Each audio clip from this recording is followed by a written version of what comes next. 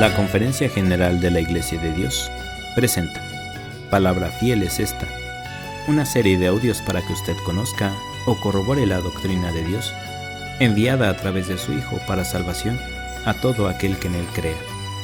Así será mi palabra que sale de mi boca. No volverá a mí vacía, antes hará lo que yo quiero, y será prosperada en aquello para que la envíe. Sea usted bienvenido. Amada Iglesia de Dios, paz a vosotros. Le saluda su hermano en Cristo, diácono Macario López Andrés. En esta ocasión, cerramos el segmento de 6 temas llamado La armonía en el hogar, con el último título, Esposa o esclava. ¿Qué demandamos?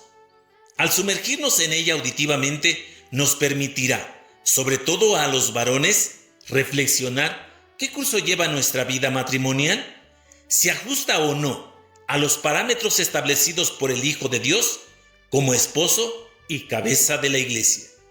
Este título fue publicado en el Heraldo de la Biblia, periodo abril-junio de 2004, escrito por el hermano ministro Elí Ortiz Fuentes.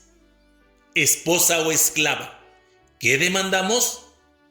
Una de las costumbres más arraigadas y también de más antigüedad en el hombre es el dominio que ha ejercido hacia aquel ser con quien decidió llevar una vida marital y que seguramente al proponerle esta unión no convinieron en que la mujer recibiría un maltrato o que sería considerada la mujer como un objeto, una propiedad más del hombre. Esta costumbre en el hombre de sentirse con el derecho de enseñorearse sobre su mujer tiene entre otros antecedentes lo ocurrido en los días de Asuero, aquel que reinó desde la India hasta Etiopía, sobre 127 provincias, teniendo Susán como capital del reino. Este rey hizo un recuento de las riquezas y la gloria de su reino, después de lo cual, para festejar este acontecimiento, ordenó realizar un gran banquete por 7 días, en el patio del huerto del Palacio Real. Y en el día 7º, estando alegre el corazón del rey Asuero, por los efectos del vino, mandó a sus eunucos que trajesen ante su presencia a la reina Vasti, para mostrarla a los pueblos y príncipes allí representados. Quería vanagloriarse de la hermosura de la reina, porque era linda de aspecto, y seguramente el rey la consideraba como parte de los logros y triunfos obtenidos en su reino.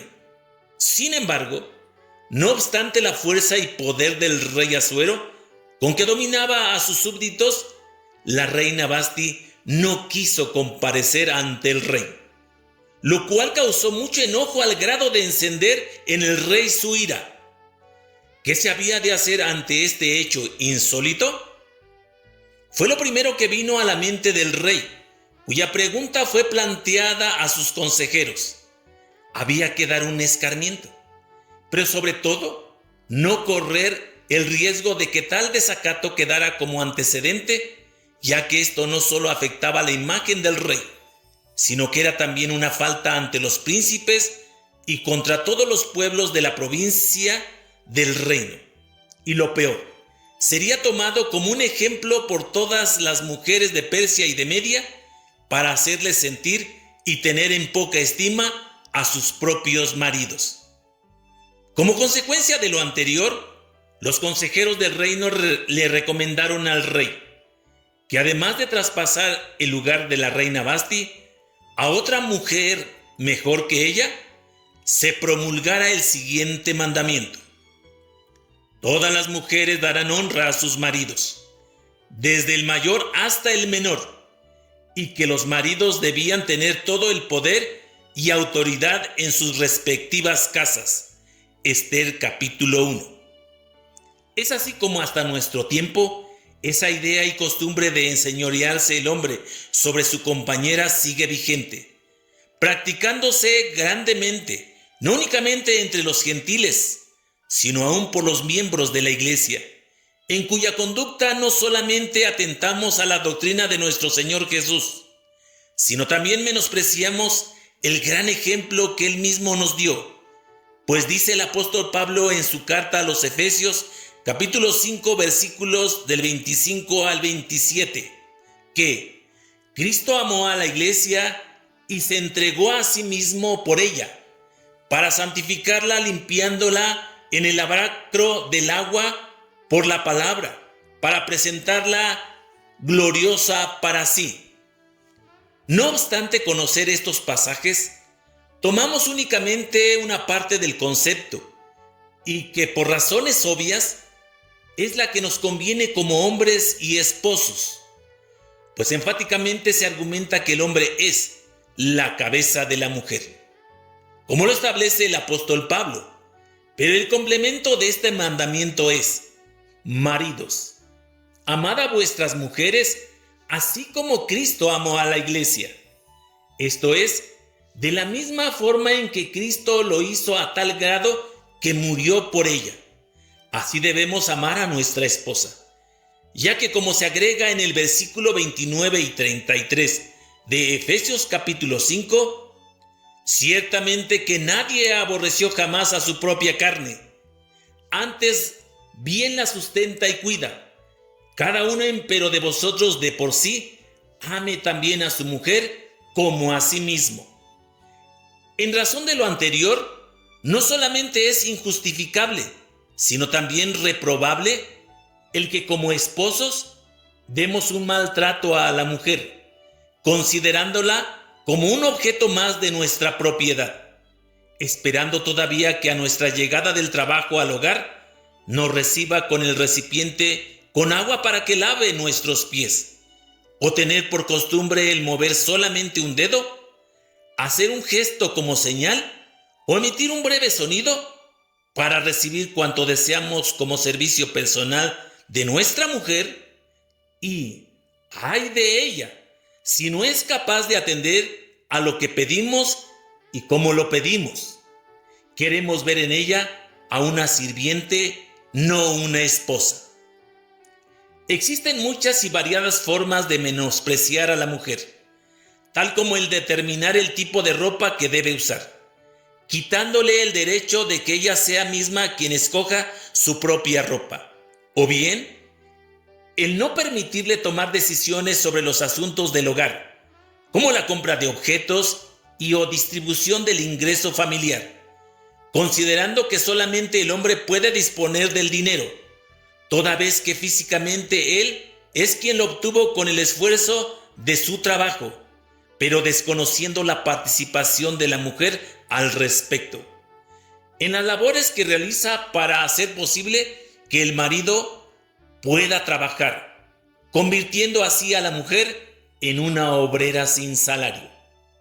Otro aspecto es la educación de los hijos, en donde la esposa tiene que sujetarse a la decisión del marido para hacer su voluntad, pues a la mujer no le es permitido opinar, mucho menos tomar decisiones entre las que se cuenta, conceder permisos a los hijos o qué carrera deben estudiar, y toda decisión o determinación con respecto a la forma de divertir, qué música se va a escuchar o qué es lo que se va a comer, es tomada exclusivamente por el marido. ¿Y qué decir de la forma como la llamamos? En la que, omitiendo su nombre, usamos un pronombre que más bien es un adjetivo para dirigirnos a ella, llamándole bodoque, vieja, gorda o flaca, según sea el caso, chaparra, etc., usando una forma peyorativa. Pero aun cuando fuera cariñosamente como nos justificamos, esta forma de llamarle no deja de ser una falta de respeto hacia nuestro cónyuge. Por lo cual surge una pregunta de reflexión: ¿será esta la forma de darle honor a la mujer? Al respecto, el apóstol Pedro en su primera carta universal, capítulo 3, versículo 7, dice: Vosotros, maridos, semejantemente, habitad con ella según ciencia, dando honor a la mujer como a vaso más frágil.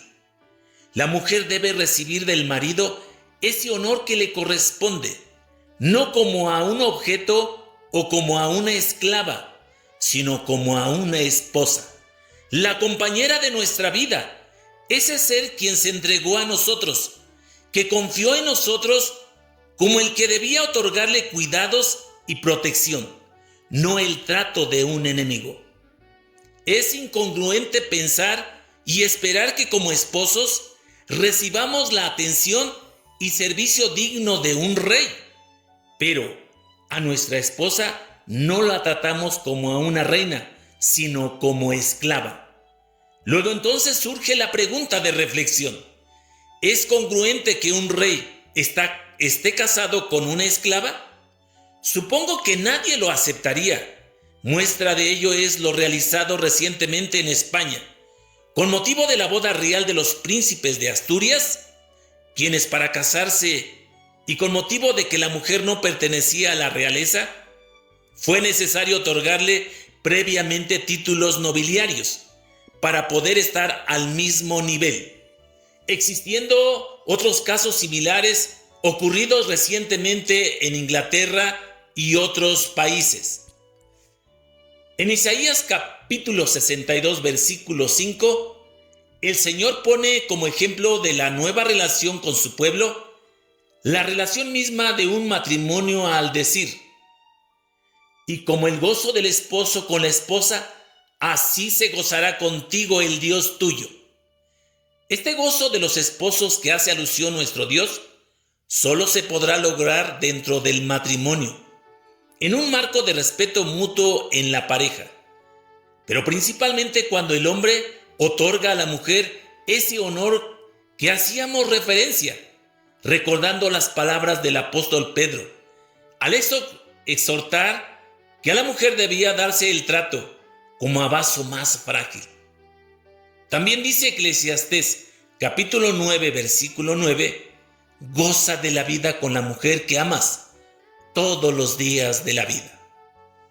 Resulta imperdonable que por el simple hecho de transcurrir el tiempo en la vida matrimonial, en lugar de que esto motive para aumentar el amor que decidió a la pareja a unir sus vidas, entre más pasa el tiempo, la vida se vuelve rutinaria, monótona, con lo cual se deja perder la costumbre de tener grandes o pequeños detalles con la esposa, que usamos como aliados nuestros para conquistarla durante el noviazgo, como es el otorgarle algún presente, sin que exista de por medio alguna celebración o una fecha determinada, sino en forma espontánea, y que no necesariamente tenga el carácter de regalo.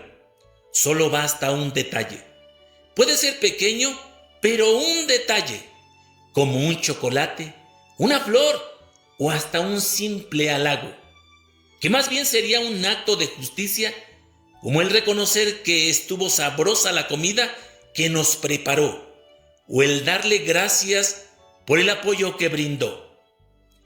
Algo con lo cual le manifestemos que la seguimos amando, y no por el simple hecho de dormir juntos nos sintamos libres de esa obligación. Recordemos lo que nos ordena Dios en Colosenses capítulo 3, versículo 19. Maridos, amad a vuestras mujeres y no seáis desapacibles con ellas. O como dice la versión Vulgata latina, no las tratéis con aspereza. También el apóstol Pablo dijo que cada uno de vosotros sepa tener su propia esposa en santidad y honor propio. Primera carta a Tesalonicenses capítulo 4, versículo 4, refiriéndose en lo que respecta a la relación sexual, a evitar cualquier pasión libidinosa, como lo hacen las gentes que no conocen a Dios, sin actos de concupiscencia, haciendo uso del cuerpo santa y honestamente. Es decir, que debemos tratarla con respeto, como persona, no como un objeto de satisfacción carnal, cuidando también de no defraudarse el uno al otro, sino buscando pagar el uno al otro la debida benevolencia o el derecho recíproco de sus propios cuerpos. Primera carta a los Corintios capítulo 3, versículo 5.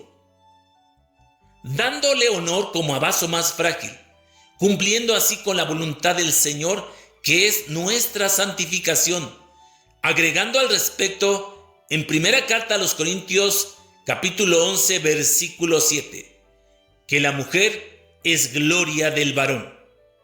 Y para poder lograr esto, es necesario que amemos a nuestra esposa como a nosotros mismos, ya que el que ama a su mujer, a sí mismo se ama.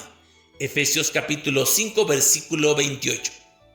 Y por el contrario, cuando pasamos por alto este mandamiento, en relación con el trato y honor que debemos dar a la mujer, podemos generar un estorbo en el efecto de las oraciones que presentamos a Dios, toda vez que por Él son consideradas como coherederas del reino de Cristo. Así dice primera carta de Pedro, capítulo 3, versículo 7. Vosotros, maridos, dando honor a la mujer como herederas juntamente de la gracia de la vida, para que vuestras oraciones no sean impedidas. Es importante señalar que es el mismo Dios quien funge como testigo en contra nuestra, si actuamos con deslealtad contra nuestra compañera, y no le damos el lugar que le corresponde, que es el de esposa, el cual fue otorgado por nuestro Creador. Así lo establece el profeta Malaquías en el capítulo 2, del versículo 14 al 15, con las cuales, después de transcribirlas, deseo que reflexionemos acerca de a quién hemos recibido por compañera de nuestra vida. Mas diréis, ¿por qué? Porque Jehová ha atestiguado entre ti y la mujer de tu mocedad, contra la cual tú has sido desleal, siendo ella tu compañera y la mujer de tu pacto. Pues que no hizo el uno, solo aunque tenía la abundancia del Espíritu. ¿Y por qué uno? Para que procurara una simiente de Dios. Guardaos pues en vuestros espíritus, y contra la mujer de vuestra mocedad no seáis desleales. Paz a vosotros, amados hermanos.